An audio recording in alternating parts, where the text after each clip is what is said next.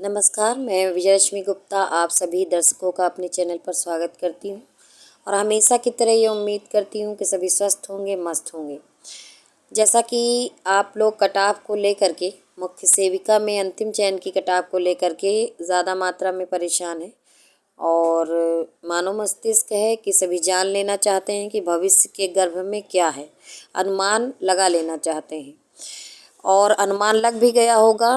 अब जो भी कुछ लोग कह रहे थे कि कोई गुरु या कोई टीचर बताए तो ही हम इस बात को मानेंगे कि कटाव कितनी जा सकती है, और सही भी है। कोई अनुभवी व्यक्ति अगर कटाव बताता है तो बहुत ज़्यादा पॉसिबल है कि चीज़ें उसी के आसपास रहें, और ऐसा हुआ भी है। आज की जो कटाव ऑथेंटिक चैनल के द्वारा बताई गई है, सभी लोग जानते हैं माननीय गुरु जी द्वारा, तो 61-75 मैक्सिमम बताई गई है। उनके द्वारा बताई गई कटाव में नॉर्मलाइज्ड स्कोर बताया गया है। आप सभी लोग जानते हैं किसी को भी किसी का नॉर्मलाइज्ड स्कोर नहीं पता है।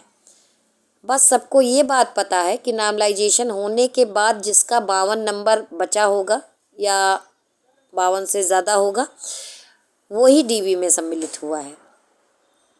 अब कुछ लोग पूछ रहे हैं कि रॉ मार्क्स में बता दीजिए आप, तो अब पूछा है तो बताना पड़ेगा।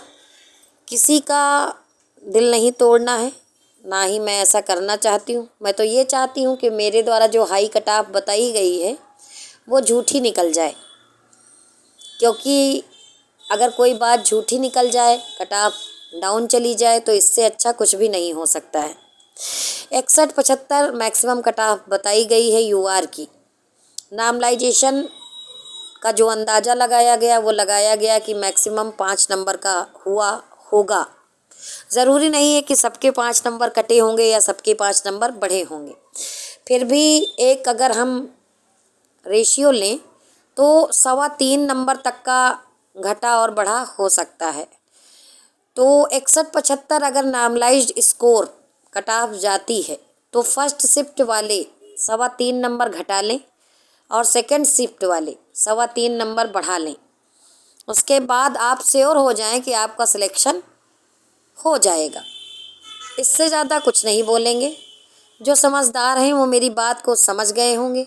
जो लोग मेरे कटाव हाई बताने पर इतना ज़्यादा हो हल्ला मचा रहे थे, अब उनको समझ में आ ही गया होगा। अब तो ऑथेंटिक चैनल के द्वारा भी आपको बता दिया गया है कि नॉर्मलाइज्ड स्कोर 61.75 के लगभग मैक्सिमम कटाव जा सकती है, जो कि नॉर्मलाइज्ड स्कोर बताया गया है। और आप लोगों को आपके रॉ मार्क्स पता है, तो रॉ मार्क्स में फर्स्ट शिफ्ट वाले 3.25 नंबर घटा लें, सेकंड शिफ्ट वाले 3.25 नंबर जोड़ लें। उसके बाद वो खुद समझ जाएंगे कि वो कहाँ पर है। कम ज़्यादा हो सकता है, ठीक है, सब अनुमान लगाते हैं, मैंने भी लगाया है। 5 नंबर का नॉर्मलाइजेशन माना जा रहा था, लेकिन मैं उसको ना मान करके 3.25 मान रही हूँ। 3.25 घटाने बढ़ाने से काम चल जाएगा। ज़्यादा कुछ नहीं बोलेंगे, आप स्वयं से चीज़ों को समझें। मैंने जो कटाव बताई थी कि 60 से 64 के बीच में जा सकती है, वो रॉ मार्क्स की थी, वो भी फर्स्ट शिफ्ट को लेकर के थी। मेरे द्वारा ये भी बोला गया कि सेकंड शिफ्ट में सिलेक्शन हो जाएगा उतने ही नंबरों पर, और फर्स्ट शिफ्ट में नहीं होगा। वही चीज़ें अब सामने आ रही हैं, तो अब क्या ही कर सकते हैं। जिसको जो समझना हो समझे। मैंने अपने विचार पहले ही व्यक्त कर दिए थे और अब आपको चीज़ें और स्पष्ट हो गई होंगी। जल्द ही मिलेंगे अगले वीडियो में, तब तक के लिए धन्यवाद।